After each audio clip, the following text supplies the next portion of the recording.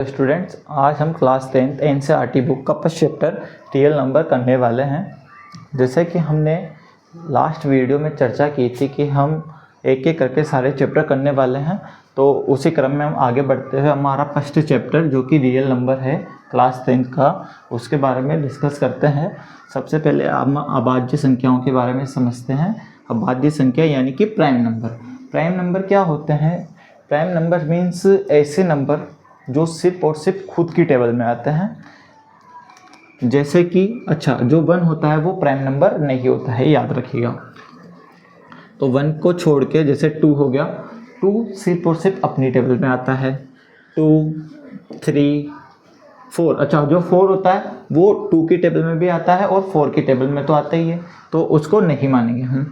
इसके अलावा 5 हो गया, 7 हो गया, 11 हो गया।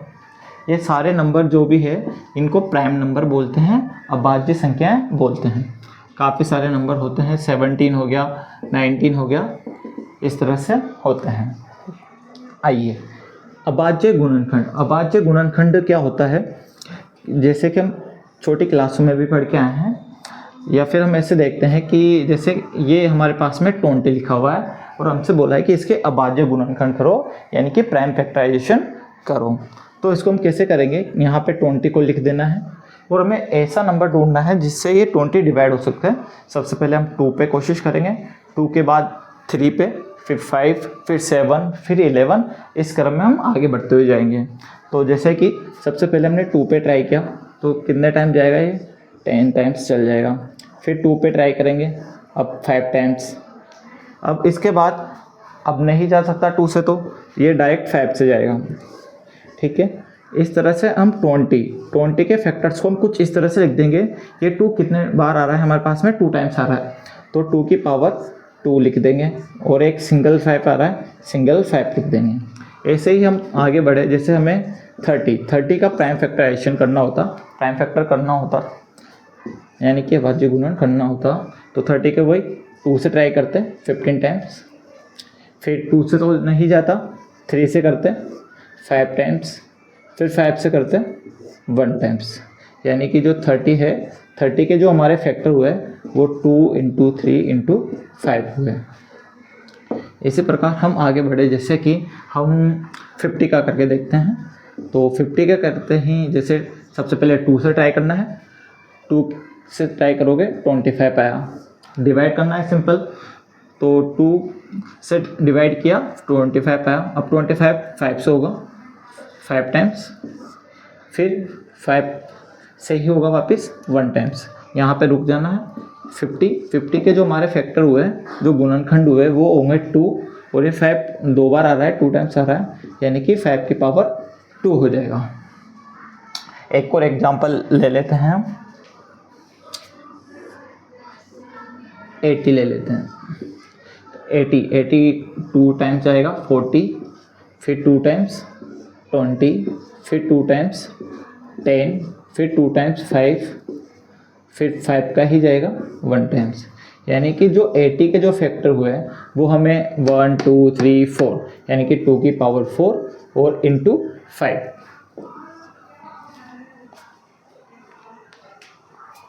जैसा कि एक्सरसाइज 1.1 का हमारा जो फर्स्ट क्वेश्चन है, इसमें हमसे पूछा है कि जो ये संख्या है फर्स्ट वाले की, कि इसके अंदर हमें अभाज्य गुणनखंड निकालने हैं, यानी कि प्राइम फैक्टर हमें करने हैं। अब प्राइम फैक्टर जो कि अभी हमने सीखे हैं, जैसे 140 का जब प्राइम फैक्टर करेंगे, यानी कि अभाज्य गुणनखंड करेंगे, पहले 2 से डिवाइड करेंगे इसको, तो ये चला जाएगा हमारे पास में 70 टाइम्स। फिर इसके बाद इसको भी 2 से डिवाइड करेंगे, ये जाएगा 35 टाइम्स। फिर 2 से होगा नहीं, 3 से होगा नहीं, 5 से ट्राई करेंगे, 5 से ही जाएगा 7 टाइम्स, फिर 7 टाइम्स, फिर 1। यानी कि इस तरह से हमारे पास जो 140 है उसके जो प्राइम फैक्टर है अभाज्य गुणनखंड है वो कितना आ जाएंगे? 2 टाइम्स है, यानी कि 2 की पावर 2, फिर 5, फिर 7। 156 इसके टुकड़े करते हैं। पहले सबसे पहले 2 से ट्राई करते हैं, 2 से करेंगे तो ये जाएगा हमारे पास में 2 7 टाइम्स, फिर इधर 8 टाइम्स, 16 हो जाएगा, तो 16 यानी कि 8 टाइम्स। फिर वापस 2 से करेंगे, ये जाएगा 3 टाइम्स, 18 यानी कि 9 टाइम्स। फिर ये 2 से जा नहीं सकता क्योंकि जो लास्ट डिजिट है, जो लास्ट नंबर है हमारा, वो इवन नंबर यानी सम संख्या नहीं है। फिर इसको 3 से करेंगे तो ये 1 टाइम्स और ये 3 टाइम्स। 13 खुद एक अभाज्य संख्या है यानी कि प्राइम नंबर है, तो ये 13 का भेजेंगे 1 टाइम जाएगा। इस हिसाब से 156 इसका जो हमारे पास हमें अभाज्य गुणनखंड आएगा यानी कि प्राइम फैक्टर आएंगे, वो क्या आएंगे, ये 2 टाइम्स है तो 2 की पावर 2, 3 इंटू 13, 3825। सब 2 का कर नहीं सकते क्योंकि इवन नंबर नहीं है, सम संख्या नहीं है, तो फिर 3 का ट्राई करते हैं। 1 टाइम्स, फिर इधर 2 टाइम्स, फिर 2 और 2 यानी 7 टाइम्स, फिर 1 5 यानी कि 5 टाइम्स, है ना। अच्छा 3 का फिर से ट्राई करते हैं, तो 3 का करेंगे तो ये 4 टाइम्स, फिर 3 का 7 में 2 टाइम्स, 1 5 यानी कि 5 टाइम्स। अब 3 का नहीं जा सकता तो 5 से करते हैं। 5 से करेंगे तो ये 8 टाइम्स, फिर 2 5 यानी कि 2 5 यानी 5 टाइम्स। फिर वापस 5 से ट्राई करते हैं, तो 5 से करेंगे 1 टाइम्स, 3 और 5 यानी कि 17 टाइम्स। 17 खुद एक अभाज्य संख्या है, प्राइम नंबर है, तो 17 का करेंगे 1 टाइम्स, यानी कि जो 3 8 2 5 इसके जो हमारे प्राइम फैक्टर आएंगे वो हमें आएंगे 3 की पावर 2, 5 की पावर 2 इंटू 17, 5005, 5 से ही होगा, तो 5 से करते हैं क्योंकि जिसमें पीछे लास्ट में 5 और 0 होता है वो 5 से डिविजिबल होता है ना। तो 5 से करेंगे तो ये 1001, ठीक है। अब 5 से जा नहीं सकता, 2 से जा नहीं रहा था, 3 से नहीं जाएगा। 7 से ट्राई करते हैं, 7 से 1 टाइम्स, फिर 3 और 0 यानी कि 4 टाइम्स, 28, फिर 2 1 यानी 3 टाइम्स, ठीक है। अब 7 के बाद नेक्स्ट प्राइम नंबर कौन सा हमारा, 11, तो 11 से ट्राई करते हैं। 11 से 1 टाइम्स, फिर 3 और 3 यानी कि 13, और 13 खुद एक अभाज्य संख्या है यानी कि 1, ठीक है। यानी कि 5005 इसके जो प्राइम फैक्टर मिलेंगे वो हमें मिलेंगे 5 इंटू 7 इंटू 11 इंटू 13, 7429, ठीक है। 7429 2 से कर नहीं सकते, 3 से अगर हम भेजें इसको तो 3 का एक रूल है सिंपल सा कि इन सबको ऐड कर दो, सबको जोड़ दो, जैसे 7 और 4 11, 11 और 2 13, 13 और 9 22, और 22 3 के टेबल में नहीं आता, इसका मतलब कि ये 3 से डिविजिबल नहीं है, यानी कि 3 से डिवाइड नहीं हो सकते हैं। 5 से होगा नहीं, 7 से भी नहीं होगा, 7 11, अच्छा देखो ये जो डिविजिबल होगा वो होगा 17 से। कैसे होगा देखो, ऐसे हम रफली देख लेते हैं।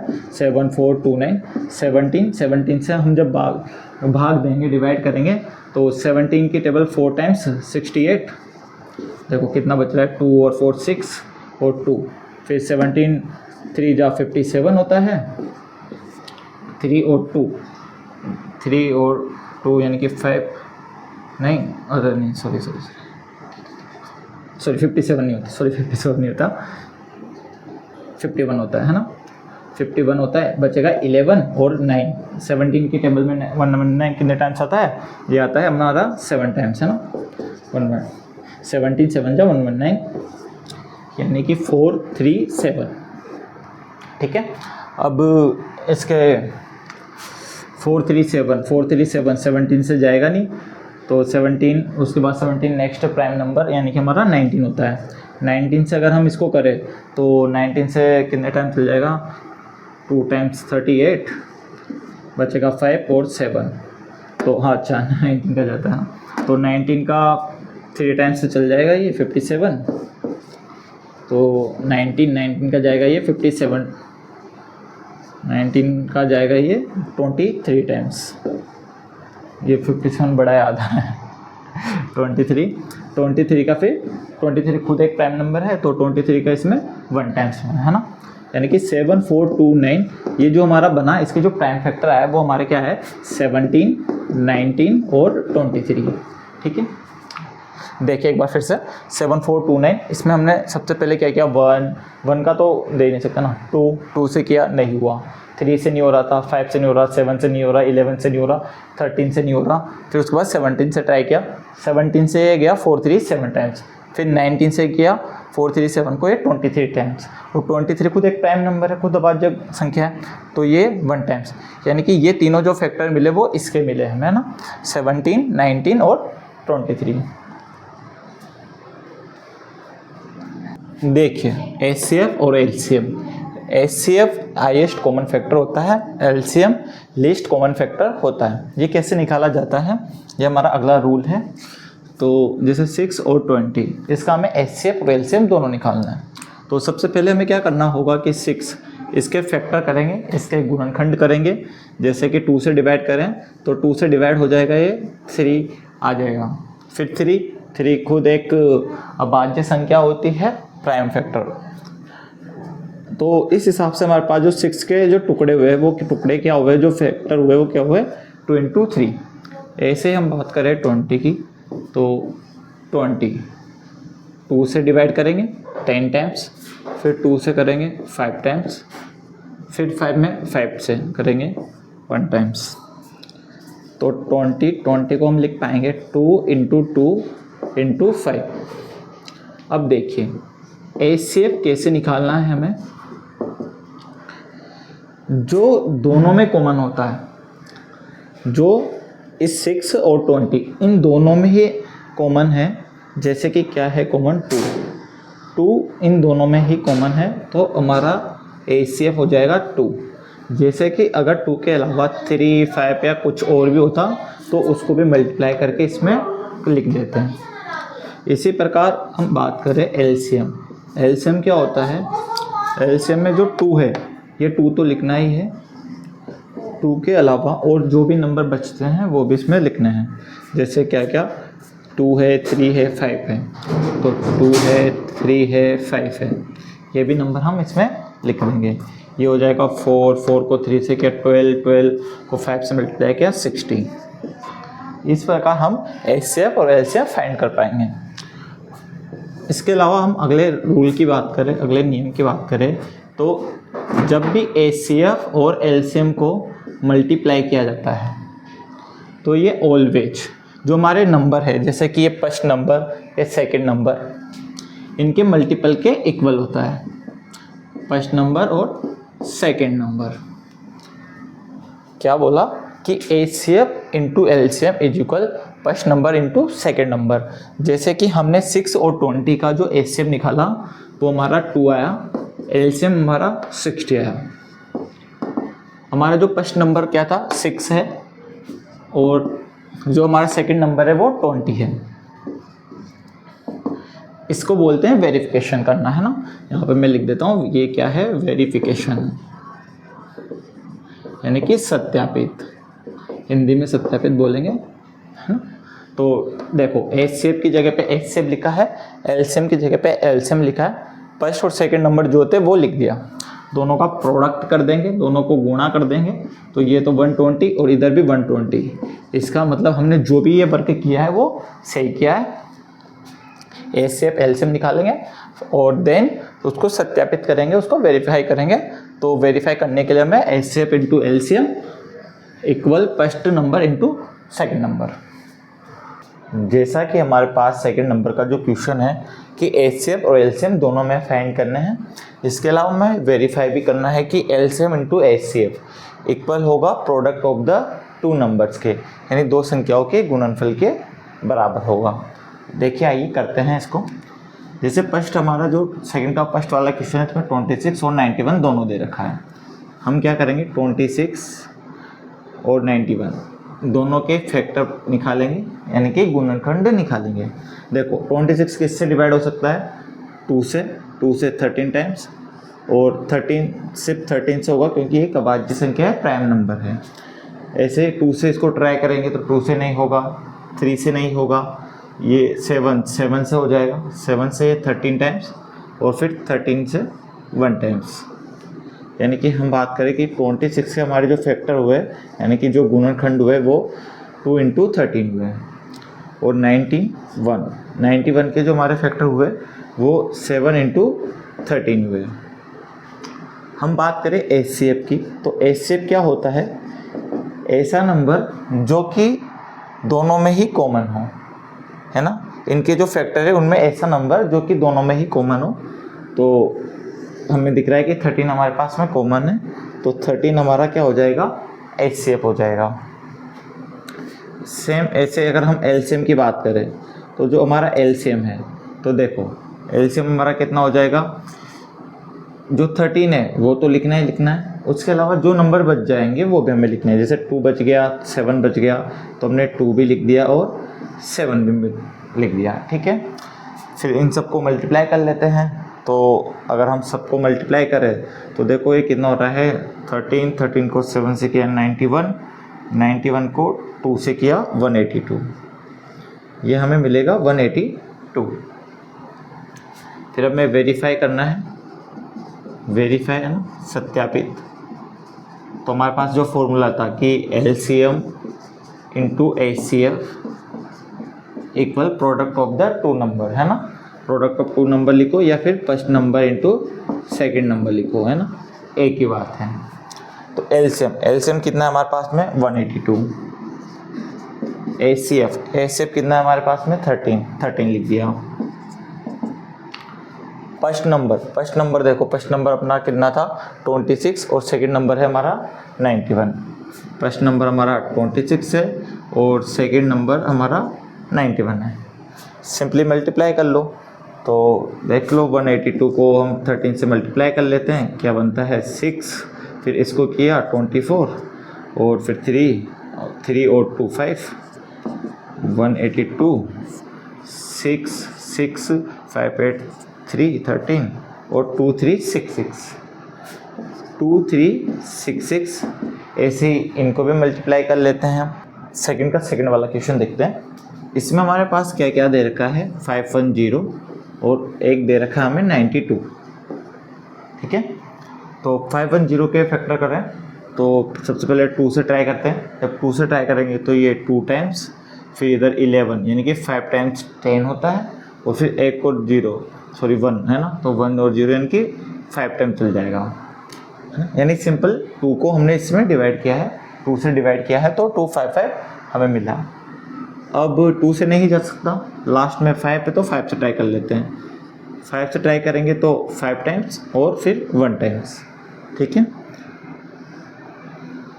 और ये देखो ये 3 से भी हो जाएगा, है ना, 3 से हो जाएगा। तो 3 से जब हम इसको करेंगे तो 3 से 1 टाइम्स और 2 और 1 यानी कि 17 हो जाएगा हमारा, नहीं 3 से डायरेक्ट 17 और 17 का चला गया। अच्छा, सीक्वेंस का कोई इतना कोई ज़्यादा खास रोल नहीं होता, पर जब हम यहाँ पे लिखे तो उसको यहाँ पे सीक्वेंस में लिख देंगे, कोई फ़र्क नहीं पड़ेगा। 2 फिर 3 लिख दो, फिर 5 लिख दो, फिर 17 लिख दो, है।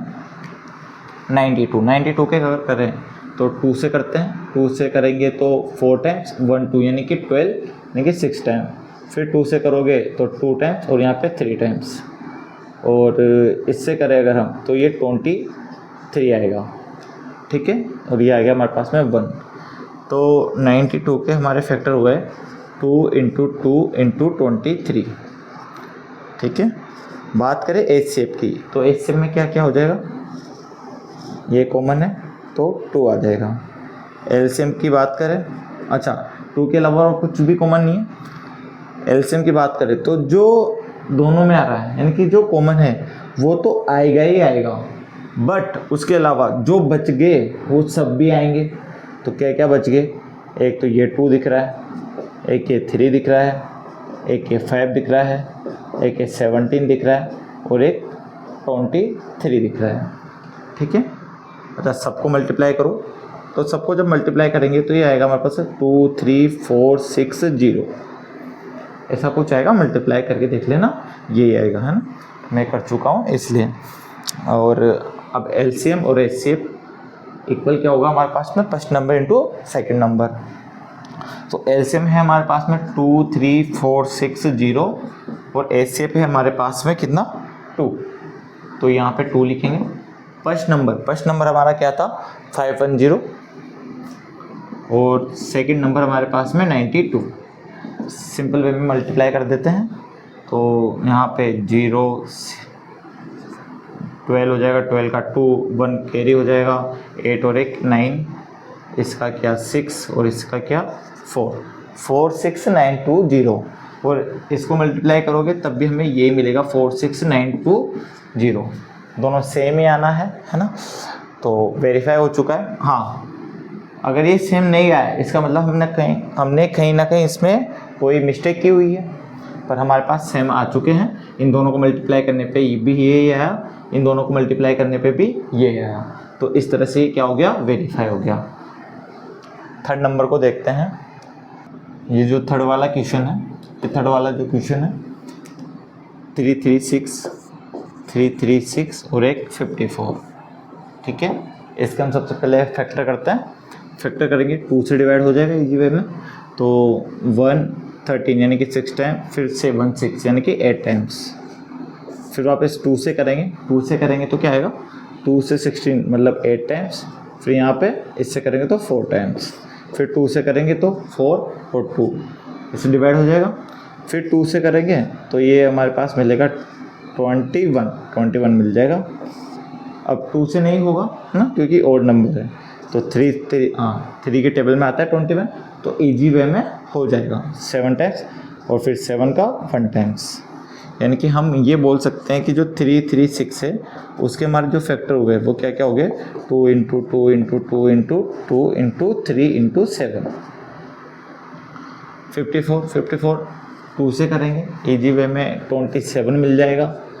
27 3 का चल जाएगा, 27 3 का करेंगे तो 9 टाइम्स, फिर 3 का चल जाएगा 3 टाइम्स, फिर 3 का चल जाएगा 1 टाइम्स। इस तरह से हम डिवाइड करते जाएंगे और हमें फैक्टर मिल जाएंगे, यानी कि गुणनखंड मिल जाएंगे। तो 54 को के फैक्टर क्या क्या हो गए, गुणनखंड क्या क्या हुए, 2 इंटू 3 इंटू 3 इंटू 3, कुछ इस तरह से।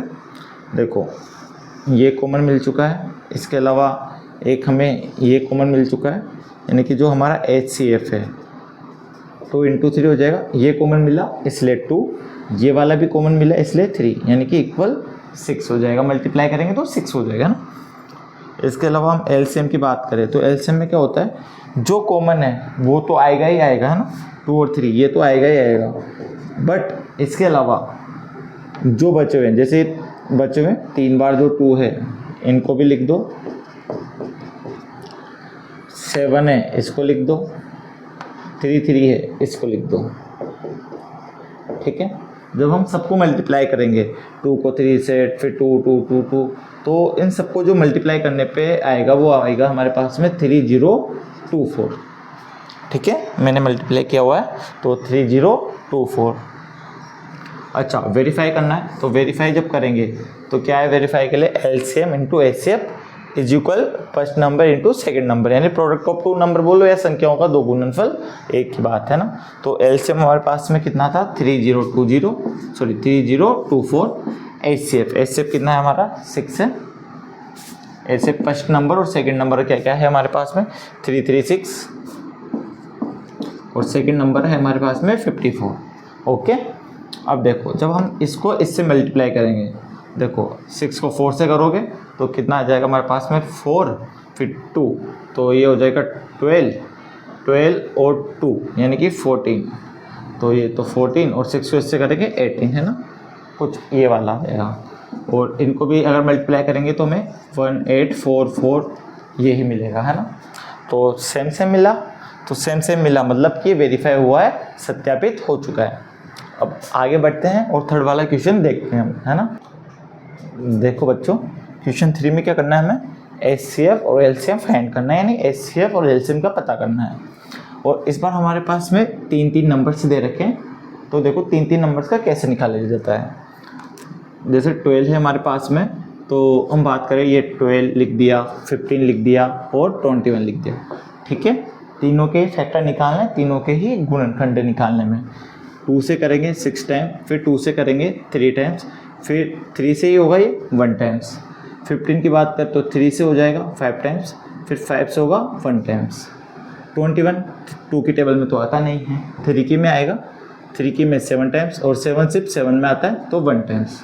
यानी कि हम लिख पाएंगे 12 के जो फैक्टर है, क्या फैक्टर है 12 के, 2 2 3, 2 इंटू 2 इंटू 3, 15 के फैक्टर लिख देंगे यहाँ से 3 इंटू 5, 3 इंटू 5, 21 के फैक्टर लिख देंगे 3 इंटू 7। ओके, तो यहाँ से हम HCF की बात करें कि HCF क्या होगा, तो HCF वो होता है जो कि तीनों में ही हमें कॉमन मिले। तो जो हमारा ये 3 है, ये तीनों में ही हमें क्या मिल रहा है, कॉमन मिल रहा है। जब कॉमन मिल रहा है मतलब 3, हमारा क्या हो जाएगा HCF। LCM की बात करें तो जो तीनों में कॉमन मिलता है उसको तो लिखना ही लिखना है, उसको तो लिखना ही लिखना है। उसके अलावा जो जो बचा, क्या क्या बचा, 2 और 2 बचा, 5 बचा और 7 बचा। ठीक है, अच्छा देखो एक चीज़, जैसे हमने इन तीनों में से जो कॉमन मिला उसको लिखा, HCF है ना। LCM में जो कॉमन मिला उसको तो लिखना ही था। फिर उसके बाद हम 2 के भी देखेंगे इसमें ना, 2 के देखेंगे और फिर 2 का भी नहीं मिला ना, तो फिर जो जैसे 2 दिखा ये लिख दिया, 5 लिख दिया, 7 लिख दिया ना। अच्छा सिंपली मल्टीप्लाई कर लेते हैं, पीछे से कर लेते हैं ना। 7 को 5 से किया 35 को 2 से किया 70 को 2 से किया 140 को 3 से किया 420, तो ये हमें मिल जाएगा 420 ना। देखो इसका निकालना है 17, 23 और 29। जैसा कि 17, 23, 29 ये आपस में क्या होते हैं कि ये आपस में खुद 17 खुद एक अभाज्य संख्या है, एक प्राइम नंबर है। तो ना तो ये 2 से हो सकता है, ना 3 से हो सकता है, ना 4 से, 5 से, किसी से नहीं, ये सिर्फ और सिर्फ 17 से ही होगा 1 टाइम्स। ये 23 1 टाइम्स, 29 से ही होगा 1 टाइम्स, है ना। तो 17 का खुद फैक्टर 17 ही है, एक ही फैक्टर है। 23 का 23, 29 का 29 है। तो यहाँ पे देखो हम डायरेक्ट ही बोल सकते हैं कि इसमें कुछ भी कॉमन हमें मिलेगा नहीं, क्योंकि फैक्टर ही एक ही है। तो जब कुछ भी कॉमन नहीं है तो फिर वो 1 होगा, क्योंकि देखा जाए 1 तीनों का ही क्या होता है, कॉमन फैक्टर होता है। जब कोई कॉमन फैक्टर नहीं मिले तो उसका मतलब उसका HCF क्या है, 1 है। LCM की बात करें तो LCM देखो, LCM में जो कॉमन होता है वो तो लिखते हैं, उसके अलावा बाकी सब भी लिखते हैं। तो क्या है HCF मतलब कुछ भी नहीं है, मतलब 1 है, 1 को चाहो लिखो तो ओके है, नहीं लिखो तो भी कोई दिक्कत नहीं है ना। तो बचे क्या क्या, 17 खुद आ जाएगा, 23 खुद आ जाएगा, 29 खुद आ जाएगा। सबको मल्टीप्लाई करेंगे, जब सबको मल्टीप्लाई करेंगे तो देखो ये हमें मिलेगा 1 1 3 3 9, कुछ ये मिल जाएगा हमें ना। थर्ड वाले को देखते इसको, 8 9 और 25। 2 से करेंगे 4 टाइम्स, 2 से करेंगे 2 टाइम्स, फिर 2 से करेंगे 1 टाइम्स। 9 का 3 से करेंगे 3 टाइम्स, 3 टाइम्स फिर 1 टाइम्स। 25 5 से जाएगा, 5 का किया 5 टाइम्स, फिर 5 टाइम्स, फिर 1 टाइम्स। ओके, देखो 8 के जो हमारे फैक्टर बने वो 2 इंटू 2 इंटू 2 बना, 9 का फैक्टर 3 इंटू 3 बना, और 25 के फैक्टर मेरे पास 5 इंटू 5 मिले। यानी कि इन तीनों के जो गुणनखंड है, जो फैक्टर है, वो कुछ इस तरह से हमें मिले हैं। अब बात करें HCF की, तो HCF हमारा क्या होगा, जो तीनों में कॉमन है। तो ऐसा तो कोई नंबर है ही नहीं जो तीनों में हो।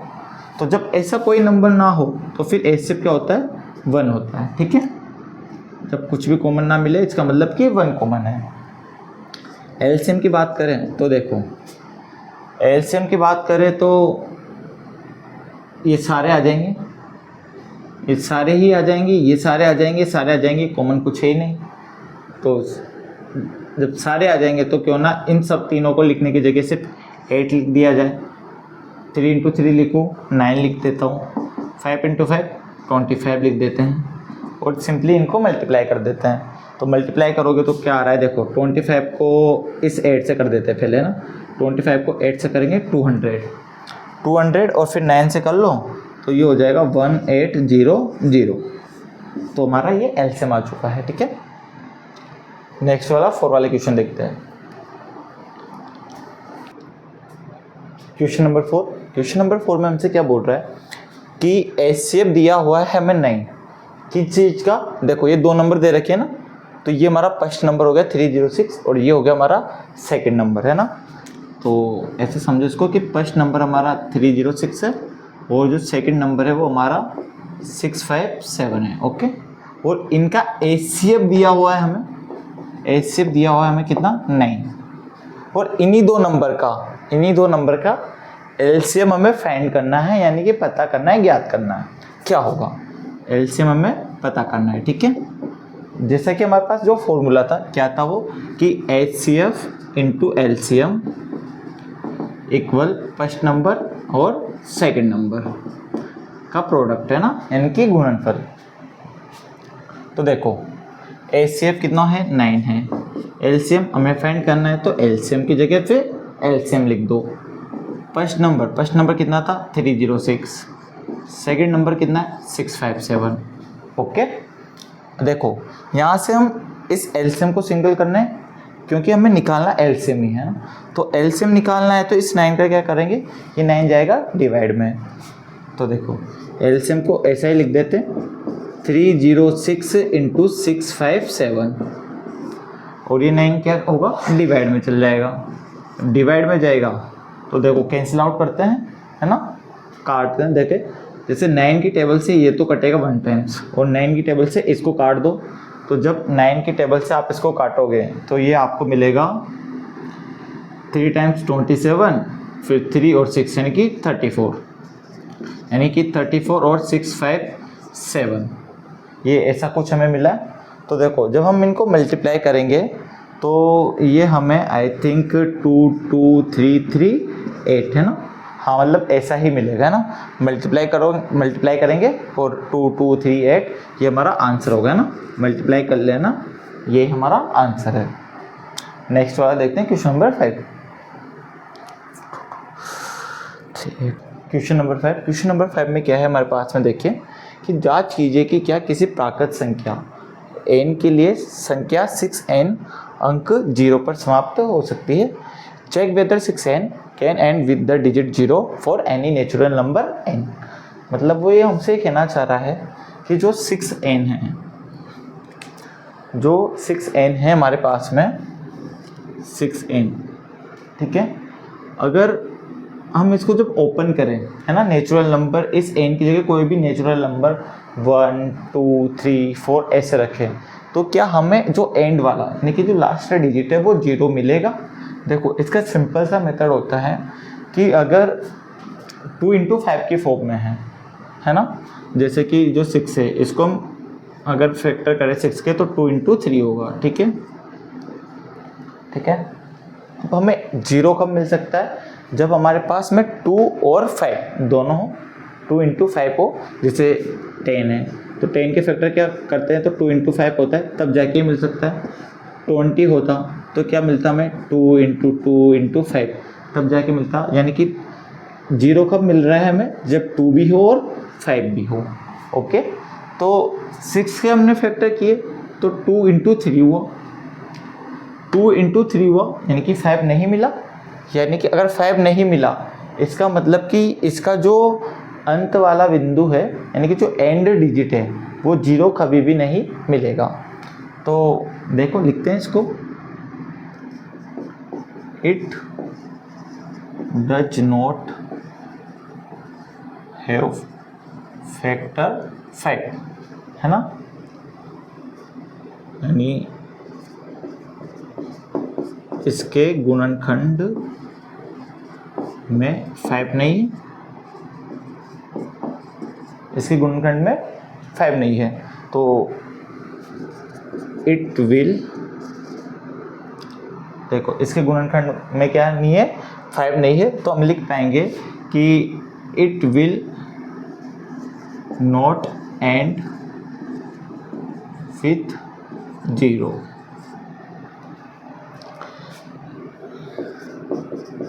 इसके अंत में 0 अंक नहीं मिलेगा, ठीक है। देखो 2 इंटू 3 जरूरत है हमें कि यहाँ पे 5 हो, और 5 है नहीं, तो हमने लिख दिया कि इसके गुणनखंड में 5 नहीं है, 5 नहीं है ना, it does not have factor 5। तो अगर 5 नहीं है तो इसका मतलब कि इसका जो एंड बिंदु है, एंड पॉइंट है, एंड डिजिट है, वो हमें 0 नहीं मिलेगा, है ना। अच्छा, हम इसको ऐसे भी देख सकते हैं जैसे कि ये 6 की पावर n है ना, तो n की वैल्यू रख के देख लो, n की वैल्यू 1 रखा हमने ना, तो क्या मिला 6 मिला। n की वैल्यू 2 रखा तो 6 की पावर 2 यानी कि 36 होता है, तब भी क्या मिला हमें 6 मिला। 6 की पावर 3 यानी कि 216, तब भी हमें 6 मिला। यानी कि इसके जो लास्ट का जो डिजिट है, लास्ट की जो डिजिट है इसकी, वो हमें 6 मिलती है, ना कि 0। तो कितने भी वैल्यू रख लो, 1 2 3 कोई सा भी नेचुरल नंबर रख लो, हमें लास्ट में 0 नहीं मिलेगा, हमें इसमें तो क्या मिलेगा 6 मिलेगा, है ना। 0 पता करने का सिंपल सा तरीका है कि 2 हो और 5 हो, अगर ये दोनों नहीं है इसका मतलब कि लास्ट का डिजिट इसका 0 नहीं होगा। That's clear. आगे वाला देखते हैं, है ना। क्वेश्चन नंबर 6, क्वेश्चन नंबर 6 में हमसे क्या कहा है, देखो इस क्वेश्चन नंबर 6 में कहा है कि वाक्य कीजिए, ये दे रखा है, ये दे रखा है और ये भाज्य संख्या है। मतलब कि हमें एक्सप्लेन करना है कि जो ये नंबर्स और ये नंबर्स है, ये कैसे नंबर है, कंपोजिट नंबर।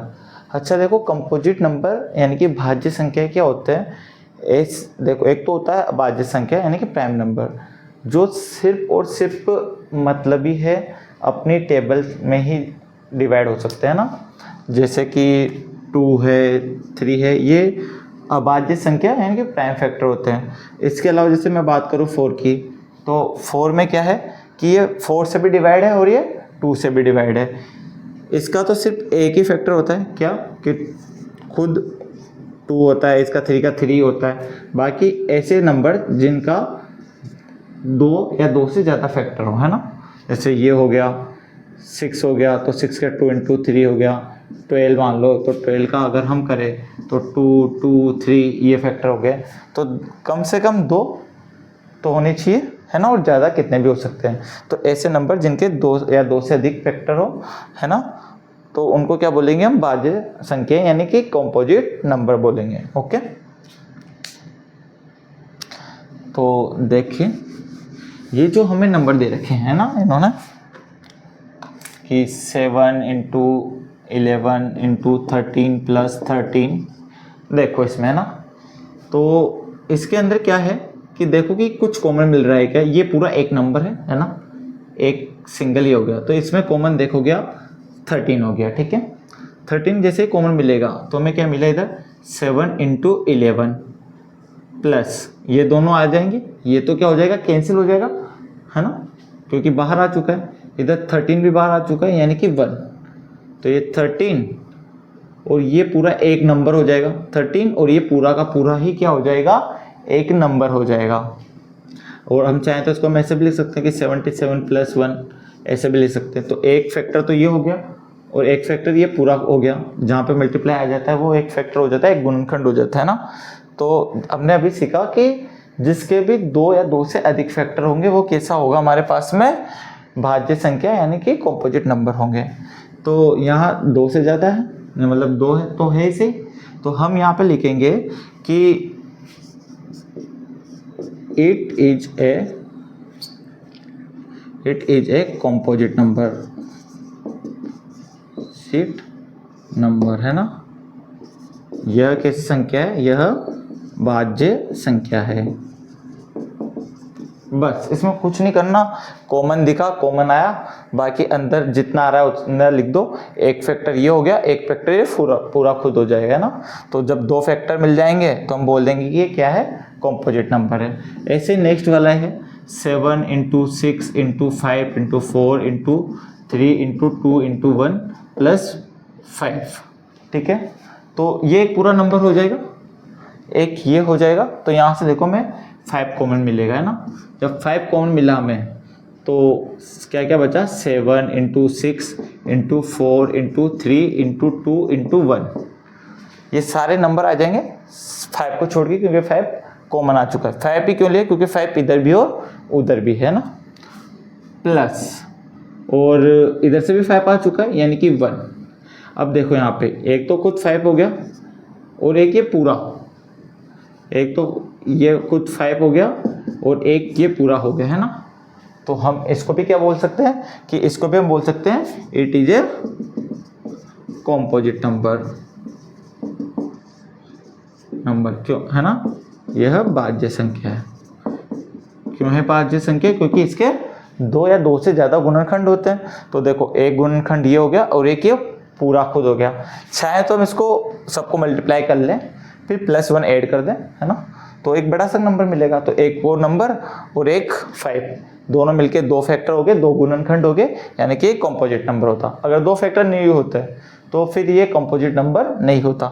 इसमें भी 2 फैक्टर हुए, यानी कि ये भी क्या है, कंपोजिट नंबर है, यानी कि भाज्य संख्या है। ओके, नोट कीजिए।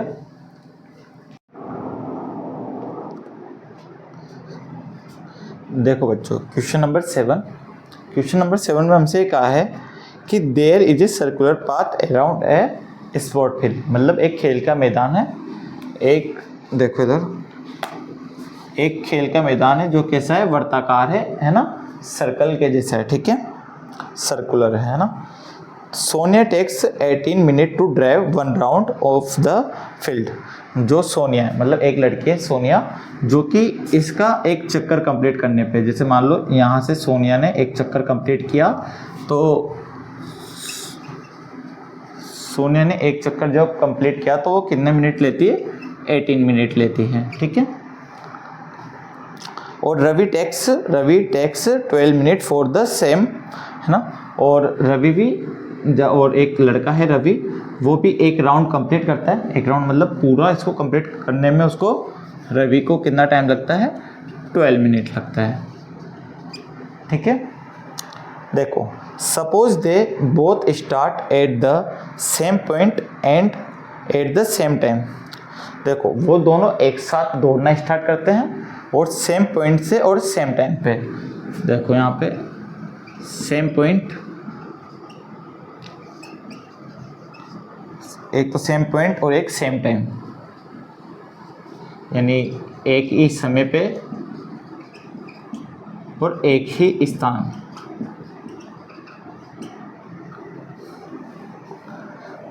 देखो क्या है कि एक सोनिया है और एक रवि है, वो दोनों सेम पॉइंट पे और सेम टाइम पे, है ना, दौड़ना प्रारंभ करते हैं, है ना, दौड़ लगाते हैं और एक राउंड कंप्लीट करते हैं, ठीक है। तो सोनिया को तो 18 मिनट और रवि को 12 मिनट लगते हैं, है ना, और वो एक ही स्थान से कर रहे हैं, है ना। इसके अलावा उनकी डायरेक्शन भी एक ही, डायरेक्शन भी उनकी ऐसे ही है, सेम डायरेक्शन, है ना, सेम डायरेक्शन,